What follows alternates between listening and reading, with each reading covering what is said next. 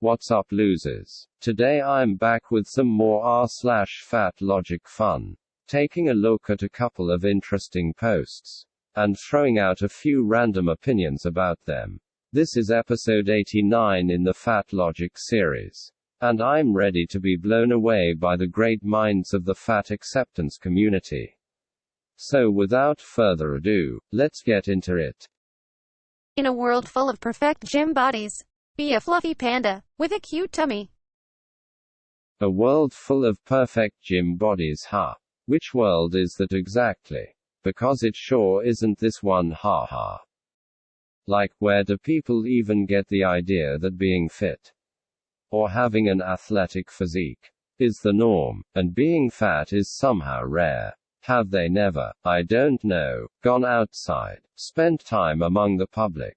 Fat people are everywhere, there's no shortage of them. And while it's hardly uncommon to go to the gym, or maintain an impressive physique, quote-unquote perfect gym bodies are certainly not something that you see every day, because they take a lot of work and commitment to achieve. And this is, at least in part, why they are held in such high regard, where fat bodies are not. As for the suggestion that one should be a fluffy panda with a cute tummy, yeah, no thanks. Don't get me wrong, I have no intention, nor desire, to have a perfect gym body. But I don't really want to be fluffy either, and I'm not looking to draw attention to my tummy one way or another. But that's just my personal preference, I suppose. If other people like having a cute tummy, that's up to them. I just hope that they don't let things get too out of hand, haha. Obesity is unhealthy. Yada yada yada. You know the deal. Moving on. I'd really appreciate it, as someone who's dealt with a severe eating disorder since 7 years old, if customers 24 and up would stop coming to the register and talking to me about their diet, or vomiting their diet culture sheet on me. Like, I'm so hungry.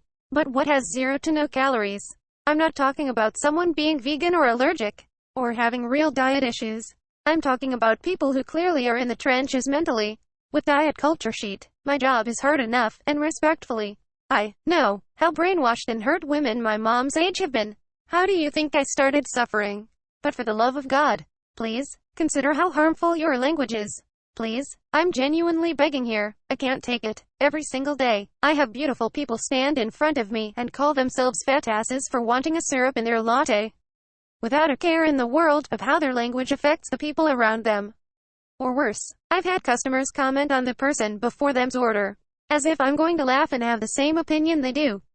Use of language is so important, and while you might think it's fine or whatever, it's really not to yourself or others, as much as people make it out to be. Food isn't a guilt system, and it's not something to be earned. If you want a latte, get a freaking latte. This world is hell. Who gives a shit? Get the $20 drink. We're all going to die anyway. I've had people ask for the most shameful thing we sell, 'cause they had a bad day. Like, what the frick is this? Ask me to recommend something that won't have them gain pounds in a day. Tell me their order, and then literally apologize for being gross, for getting sheet like a small non-fat chai latte with 4 Splenda. Order their food, and then laugh and say, I'm being so bad, haha. I've had people sigh and look at the food case and be like, ugh, this place is so bad. It's always tempting me to have breakfast. Like beach, you should. I've had people ask me for my recommendation. Literally, it's always an oat milk brown sugar latte, and then tell me that it's too heavy/fattening. Okay, you freaking asked. It's to the point where I don't have my own negative voice. I literally have customers who I see on a daily basis in there talking to/triggering me when I try to make a drink in the morning. It's offensive. Wow, that was quite a long one, wasn't it? Where to begin? I guess the first thing I want to say about this post is, I do recognize that people constantly going on about how little they eat, or how strict the diet is, or how much they punish themselves for overeating, can get tiresome, especially if you're someone with your own difficulties with food. So I can understand, to a certain degree, why it might get frustrating to be roped into these conversations multiple times a day. when you're just trying to do your job. What I don't accept, however, is this poster's entitled view that it's not on 'em to learn to cope with these uncomfortable conversations, or step aside if they are unable to do so, but that everyone else needs to do more to accommodate them. Because I'm sorry, but anyone who's ever worked in any customer service capacity has had to deal with customers, conversations, and even confrontations that they were uncomfortable with. It just comes with the territory, and it's never going to change. Some customer behavior is flat out unacceptable, obviously, and nobody should have to deal with things like physical threats, sexual harassment, or dehumanizing comments while working a shift, but that is clearly not what is being described here.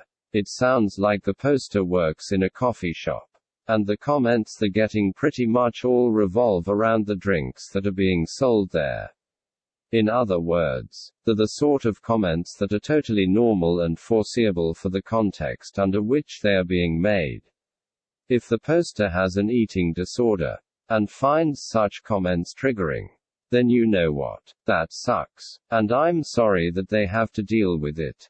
But as harsh as this might sound, it's their problem to deal with, not the customers. And if having basic conversations about the drinks and the nutritional composition is really that triggering, then maybe it would be better for them to find a different job, with a working environment that they are more comfortable with. Because eating disorder or no, the world doesn't revolve around you, and what you're asking for is just not realistic. The other thing about the post that rubs me the wrong way is how it suggests that only veganism, or allergies, or quote, real diet issues, can be used to justify ordering low-calorie options. Like, who do you think you are? People can order whatever food or drinks they want, for whatever reason they want. If someone is trying to lose some weight, and thinks that going for a low-calorie option will help them with that, not only are they, correct, but they are also perfectly entitled to order whatever they please. Your judgmental thoughts about diet culture, or whatever, don't mean squat to anybody. If other people's orders really bother you that much, then once again, I would advise you to seek employment elsewhere, because people are not going to stop ordering the drinks that they actually want, just to make you feel better about yourself. And for you to have any expectation that they would, can only be described as supremely entitled, as far as I'm concerned. I hate when someone draws a body positive picture meant to make you accept stomach rolls and cellulite, but they drew those features on a freaking skinny person. Like, wow, that really helps a lot. You really went against beauty norms for this one. Hashtag worthy thoughts. Hashtag fatphobia. Hashtag body positivity. Hashtag body positive. Okay, but they did go against beauty norms, didn't they? Because the beauty norms say that stomach rolls and cellulite are undesirable. And the picture deliberately included them. The fact that the person depicted is still thin does not negate that. Because the point of the picture is to normalize body features that both fat and thin people can have, and are likely to feel ashamed of. Even if you yourself are fat, you could still draw encouragement from the fact that the picture is saying rolls and cellulite are okay. Which is no doubt the message that the picture was trying to get across.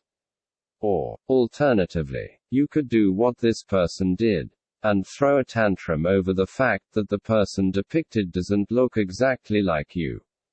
Because thin people aren't allowed to have insecurities, and body positivity only applies to fat bodies. I guess. Size. There's really no working with these people, is there? How exhausting.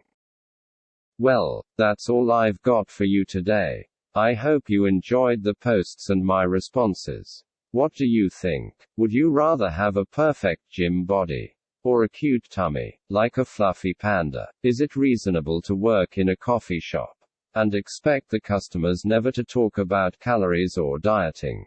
Is body positivity just for fat people? Let me know in the comments. As always, don't forget to like and subscribe, or I'll make you buy calorie-packed $20 drinks multiple times every day, and you'll be broke and obese before you know it. Just kidding, haha. Anyway, catch you later.